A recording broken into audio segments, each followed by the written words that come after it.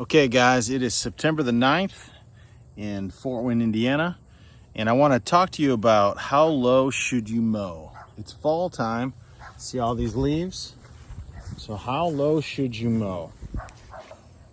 Well, it's a good valid question, because a lot of people think that they should mow their lawns on a lower setting because you're into the fall time now.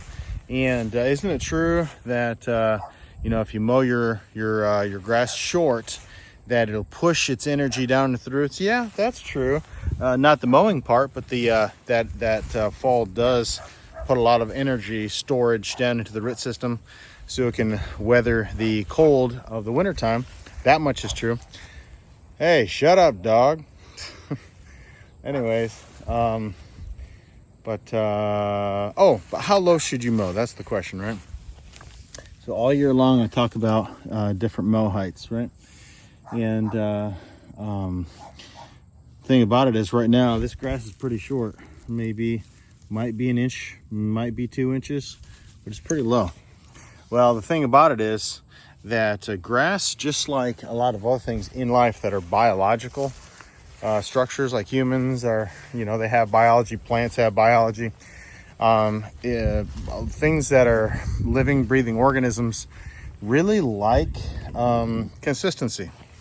So if you are mowing your lawn all year long on a certain height, but then you notice that the leaves start to fall, and you think to yourself, all right, I guess it's time to lower my blades and just clean up that shagginess on top. Actually, what you really should do is you should water it. But then the other thing is too, you'll notice on a lot of these lawns that have Kentucky bluegrass, they look really dried out, and they have a lot of dead thatch. Again, it's because they need water. That's number one. But then also too, they may be coming out of the summertime and may have picked up a fungus, right? Just because heat plus humidity that we get in the summertime causes for a lot of grass stress. So here's what I'd recommend. I'd recommend that you give it some water for a week or two, maybe 3 or 4 days if you're going to put down enough water. And then I'm going to recommend, because what that's going to do is you putting the water on, it's going to allow it to recover, green back up for you. And then you'll give it a nice clean mow. And then you might want to just run a de-thatching rake through this stuff here and get out a bunch of that dead thatch, open up your soil. And then since it's fall time, look at all that.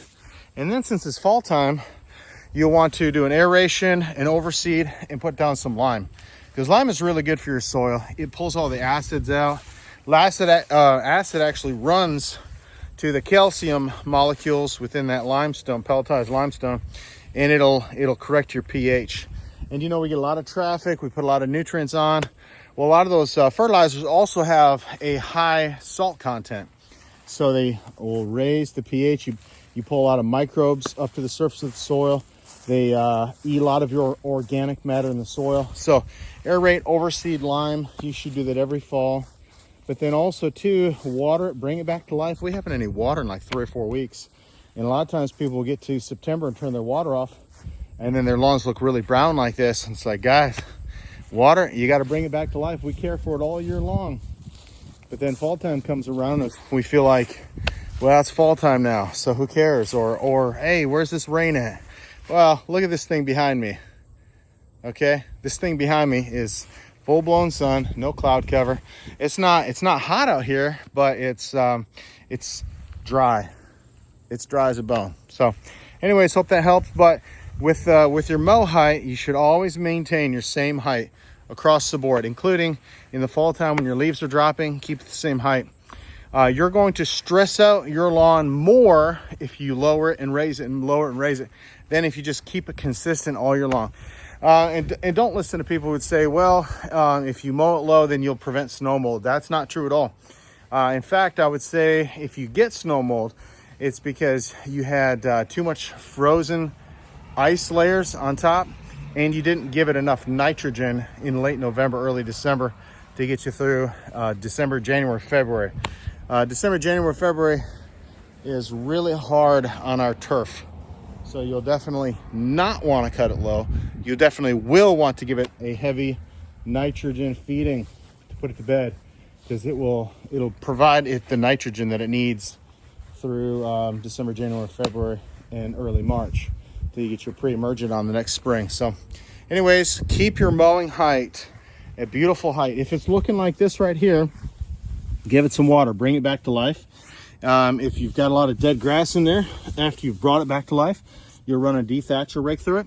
Then after that, you'll do an aeration with some seed. You always want to fill in those holes. If you don't fill in those holes, then you get weeds will gladly come and fill in those holes. So either you fill them in with that beautiful organic grass seed, or the weeds that we have to put chemicals on all year long will come and fill it up. And then don't forget about your lime. Your lime fixes a lot of things. So, all right, well, it's a beautiful day. Hope you guys get out there and enjoy the weather and enjoy your lawn. I'm gonna get back to it. Michael Bell, Super Green Lawn Care. Guys, have a great day.